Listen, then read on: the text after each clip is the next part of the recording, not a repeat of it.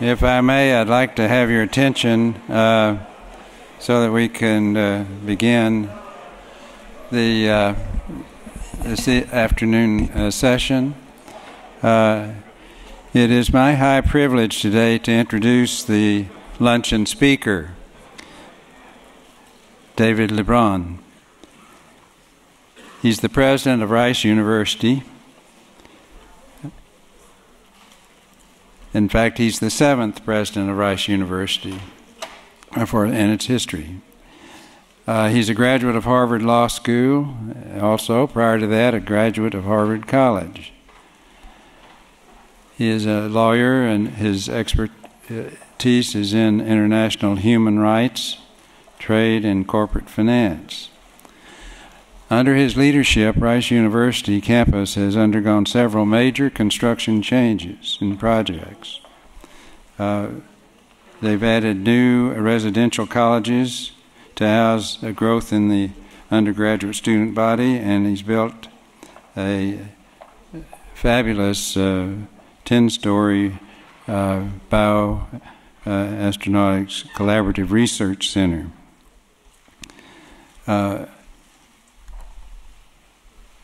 The student body at Rice has always been strong, but it's also increased in its strength.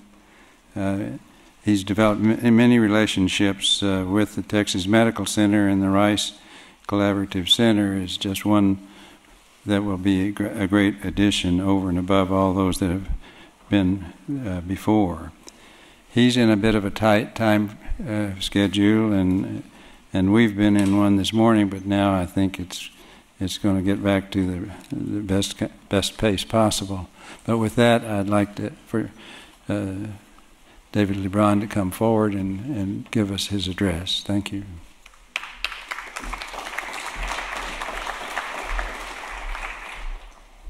Thank you very much, Bobby. On behalf of Rice University, I wanted to welcome this rather extraordinary gathering of distinguished scientists and leaders involved in space programs and space medicine from around the globe. And we especially want to extend an appreciative welcome to those who have traveled a great distance to be here, from Japan and China, from Russia, from the countries of the European Union, from Saudi Arabia, Canada, and elsewhere.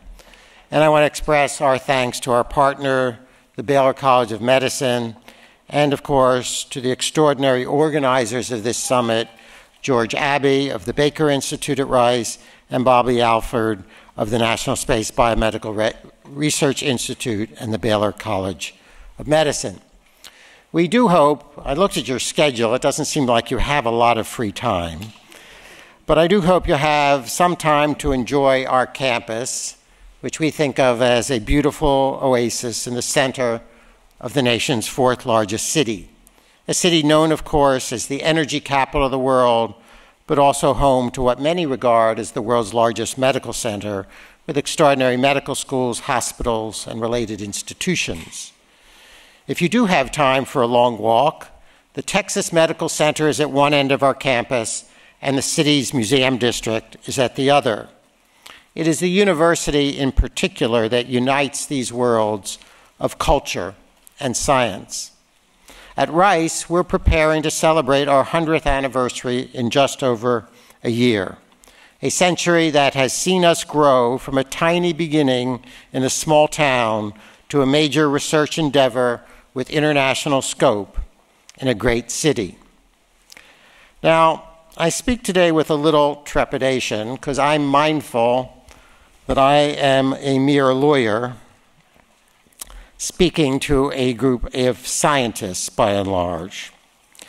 So I'm going to shy away as much as I can from the subjects that you know a lot about, and I do not, namely medicine and space, but try to say maybe just a few things about international scientific collaboration.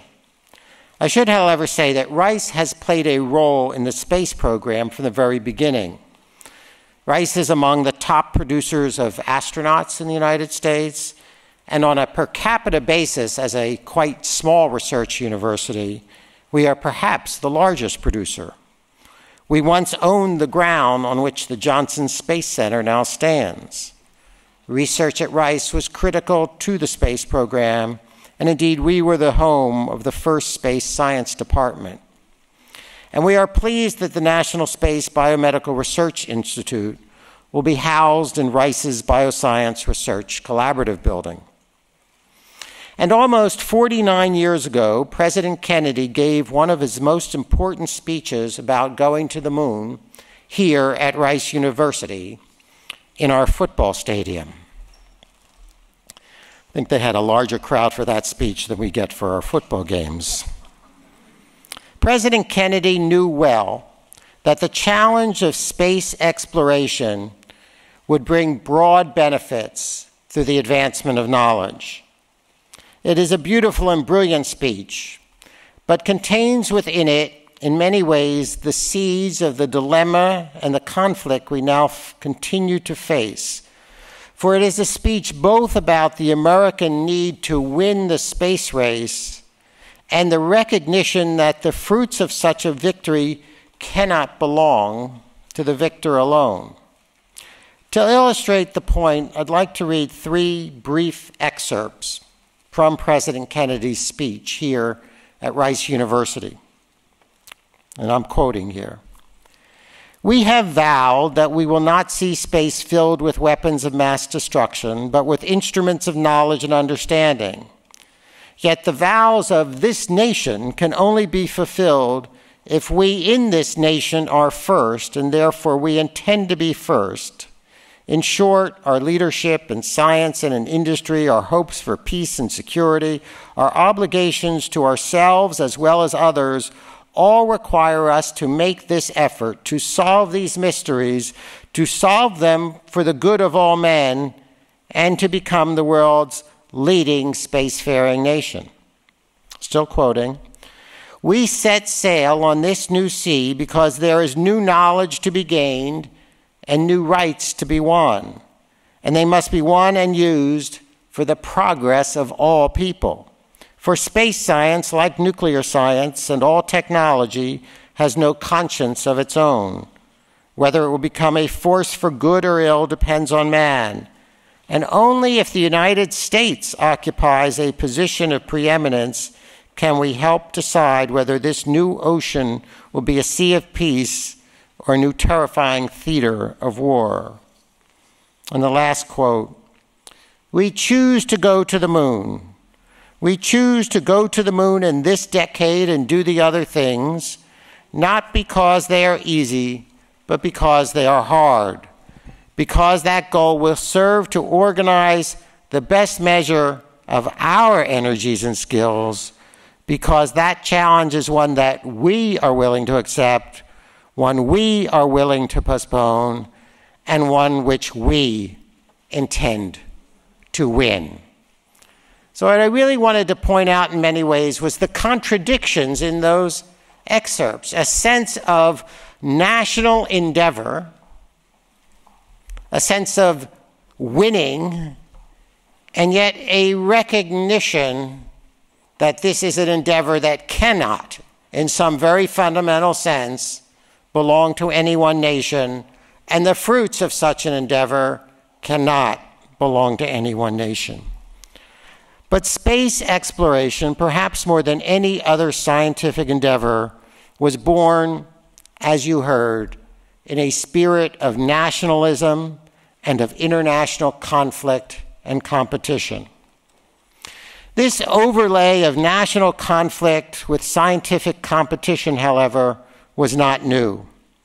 It is said that Louis Pasteur pursued his research on fermentation in order to enable the French to make a better beer than the Germans.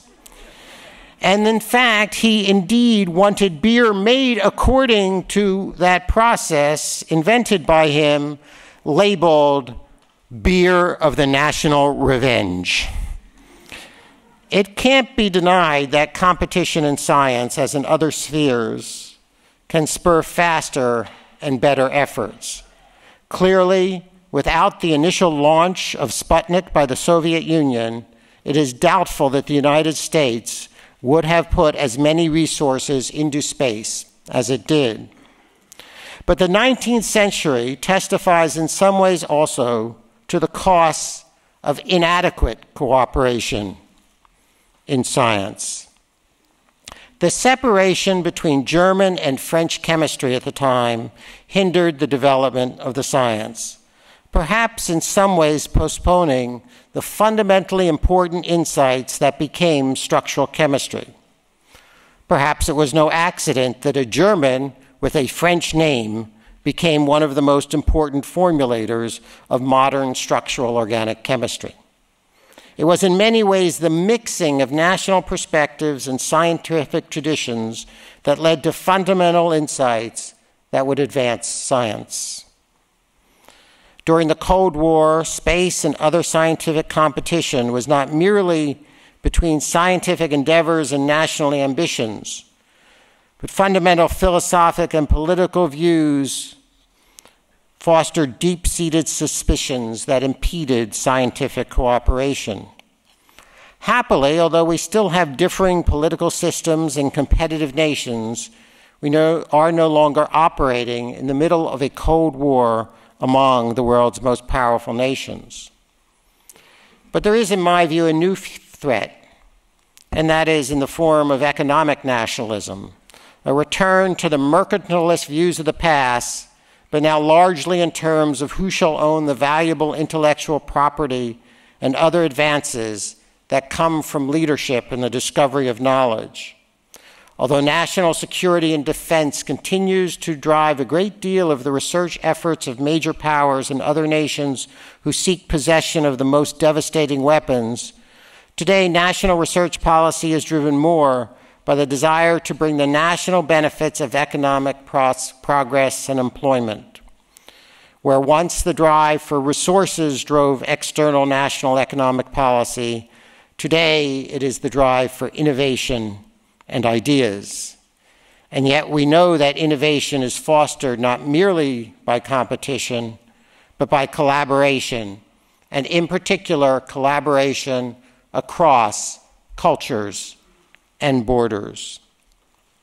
If we return to the issue of space exploration, the Outer Space Treaty of 1967, just 10 years after Sputnik, set out for the first time in an international treaty the concept of common heritage of mankind. Two broad principles underlay the space treaty, namely that space should be used for peaceful purposes and devoid of weapons of mass destruction, and that space should not be subject to the kind of colonialism and nationalistic expansion and division of territory that had characterized the growth of the national powers on land. Although the common heritage idea remains in place, it has had limited effect beyond the core elements of the space treaty, although some aspects are reflected in the international regime governing the sea. So let me make a much more controversial and perhaps overly idealistic assertion, namely that the discovery of knowledge is part of the common heritage of mankind. Now that may not seem to be the case because we do allow private or national appropriation of knowledge in the form of patents. But just as important as the fact that we allow and indeed encourage such appropriation is the fact that such appropriation is strictly limited, and that after a period of time, generally 20 years, such knowledge becomes available to all to use for the benefit of mankind. Human beings are virtually unique in our ability to use increases in our knowledge and understanding of our world, and to use that understanding to manipulate our environment, and indeed increasingly to manipulate ourselves, to benefit not only, in fact, our own species, but sometimes others as well. In that context, international scientific collaboration becomes not merely desirable for its instrumental ends, but a reflection of the belief that advancement in knowledge is, like space itself, for the benefit of all mankind. And events constantly remind us that the threats and dangers we face are common as well, whether disasters such as earthquakes and hurricanes or health threats posed by the global spread of infectious diseases. Things we learned from space helped in the rescue of miners trapped in Chile. In every field, but most especially in human health and energy, our problems are common problems, and our solutions will need to be global solutions. While we should applaud the efforts of government agencies, such as those represented here, to increase scientific collaboration both directly and indirectly through funding and exchange mechanisms, it is the university, I think, that plays a central role here. And the university is, in fact, becoming an international teaching and research endeavor. At Rice, for example, over 20% of our students are foreign. The strong presence of foreign students in our graduate programs has now been complemented by an increasing percentage of foreign students in our undergraduate programs as well. American universities are not alone in this internationalization. And recently, the president of a major Chinese university told me that his university's goal was to move as quickly as they could from having 8% foreign students to 20%. Again, in reference to Rice, 22% of our faculty are foreign citizens. And that does not count the many faculty who are now American citizens, but were born and educated abroad. So it seems likely that well more than 1/3 of our faculty are international in this broader sense. We seek to have our students split their educational time with at least one foreign institution, and our faculty increasingly collaborate across international borders. We are seeking to develop a network of partnerships around the world that will enhance our ability to conduct research and teaching. We are exploring joint PhD programs and deeply collaborative research teams. Other universities are building branch campuses abroad. Education and research has indeed become one of the most truly international endeavors. To some extent, of course, big science is forcing us to collaborate, from the Large Hadron Collider to the best telescopes to the Human Genome Project. But we must view such collaboration as not merely necessary, but a path to producing the most important and fastest advance in human knowledge that will benefit mankind. Modern telecommunications and decreasing time and cost of travel have fueled an explosion of international scientific collaboration, not merely in big science, but in many aspects of little science, if there is indeed such a term, and indeed in fields across the spectrum of human endeavor. But barriers remain, and most often barriers put in place by national governments. Universities struggle against these barriers as we seek to build deeper collaboration and integration across the globe. These range from visa difficulties to restrictions on sharing knowledge, to impediments to sharing intellectual property, to a diverse array of regulatory requirements. Each nation must, of course, protect its national security, but often the regulations adopted pose barriers far in excess of what can reasonably protect such security. State-sponsored scientific espionage and the failure to respect intellectual property undermines the confidence that is necessary to open up further the collaborations in some advanced areas that will speed the solutions to human problems. Rice is proud, along with the Baylor College of Medicine, to host this conference that brings together two common heritages of mankind, space and human health, building the research relationships and international frameworks that will enable us to advance both space exploration and human health is vital to our common future. I want to conclude by thanking all of you for participating in pursuit of what I think of as mankind's greatest gift and opportunity, the advancement of knowledge for human progress. Thank you.